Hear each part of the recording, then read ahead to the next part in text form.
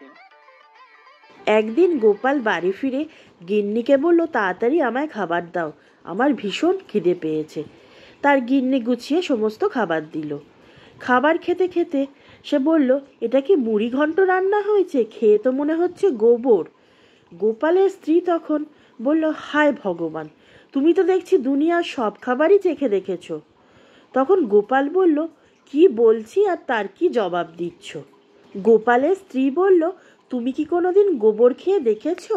শুধু গোবর কেন, তুমি তো আবার অনেক কিছু খেয়েই দেখেছো, যেমন উটের চামড়া, নালার জল, এই সমস্ত। গোপাল বলল, তোমার কি মাথা খারাপ হলো নাকি? এসব কি ভুলভাল বলছো? তখন গোপালের স্ত্রী বলল, কেন, তোমার সঙ্গে সংসার করে করে মাথা না খারাপ হয়ে আর কি হবে বলো? এই তো সেদিন আমি তোমায় অত যত্ন করে স্যুপ বানিয়ে খাওয়ালাম, তুমি বললে এ যেন নালার পচা জলের মতো হয়েছে। আর তার আগের দিন আমি যে তোমায় রুটি বানিয়ে দিলাম, তুমি বললে এ তো রুটি নয়, যেন উটের চামড়ার মতো লাগছে।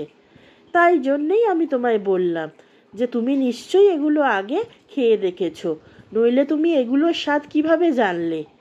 গোপাল তখন এই কথা শুনে বউয়ের মুখের ওপর আর কোনো জবাব দিতে পারল না। এই ধরনের সুন্দর সুন্দর গল্প শোনার জন্য এখনই আমার চ্যানেলটি সাবস্ক্রাইব করে নিন। আর গল্পটি কেমন লাগলো অবশ্যই কমেন্ট করে জানাবেন।